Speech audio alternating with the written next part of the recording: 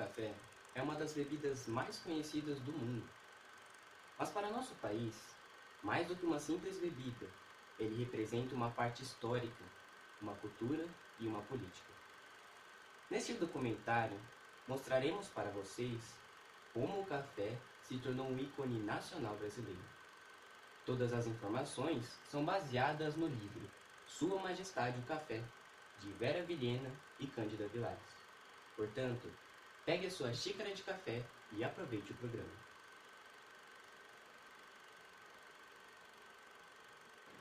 O café tem origem na Etiópia, no continente africano, na região de Cafo, de onde se originou o seu nome. A lenda diz que um pastor observou que suas cabras ficavam mais espertas e saltitantes ao comer as folhas e os frutos do cafeeiro. Ele foi levado para a Europa no século XVII e em pouco tempo já era bem popular entre os ingleses, holandeses, franceses e alemães. No Brasil, a primeira semente de café foi plantada no Pará em 1727 pelo sargento-mor Francisco de Melo Palheta, que a recebeu de presente da governadora da Guiana Francesa. De alguma forma, essas sementes chegaram ao Rio de Janeiro, que teve suas primeiras mudas plantadas no final do século XVIII. Em um curto período de tempo, a cidade se encheu de cafezais, onde era presente o trabalho escravo. Assim, o café foi pouco a pouco entrando na vida brasileira. Ele se tornou uma forma de comércio e era exportado para outros países, pelos navios que saíam dos portos.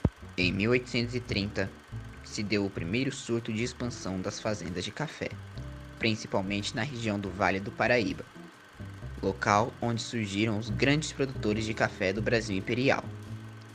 Lá ele era plantado em morros. As fazendas de café eram símbolo de luxo e grandiosidade de seus senhores, os chamados barões do café. Elas eram como um mundo isolado, com cerca de 250 mil pessoas. Apesar disso, os fazendeiros geralmente tinham casas nas cidades mais próximas, de onde controlavam seus negócios. Isso porque os barões exerciam cargos políticos durante o Brasil Império. A mão de obra e transporte era feita por escravos e alguns trabalhadores livres. O Oeste Paulista era um local com ótimas condições para o plantio do café. No Velho Oeste, os fazendeiros enfrentavam problemas por causa das doenças, do desequilíbrio ambiental, da derrubada da mata, das queimadas, da luta por terra contra os índios e da distância entre as Serras do Mar e o Porto de Santos, que tornava o transporte difícil e caro. Mas isto foi resolvido em 1867, quando foi construída a estrada de ferro Santo Jundiaí, permitindo que os paulistas assumissem a liderança em cafeicultura no país. Com isso, nasceu a oligarquia do café, paulistas que controlavam a política nas primeiras décadas da República, aliados a Minas Gerais. Sua estratégia, conhecida como política do café com leite, era alternar os presidentes escolhidos entre os dois estados, garantindo os privilégios para a cafeicultura e evitando riscos em seus interesses. As fazendas cafeeiras no chamado Novo Oeste Paulista eram favorecidas pelas ferrovias Sorocabana e Noroeste.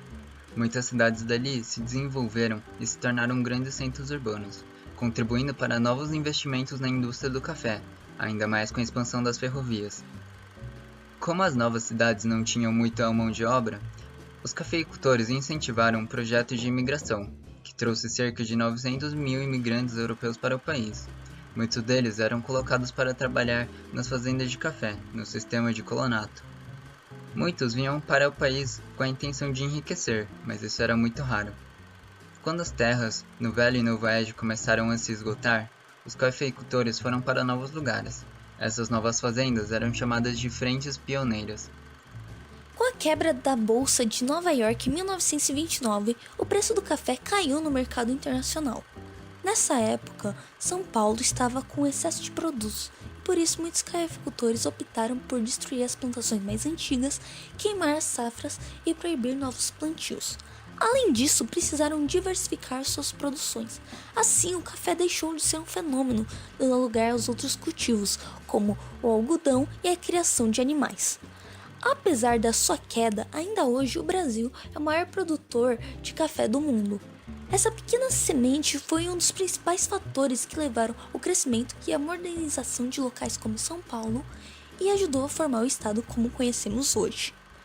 Portanto, podemos dizer que o café, mais do que um simples fruto, representou uma parte histórica, econômica, política e cultural muito importante do nosso país.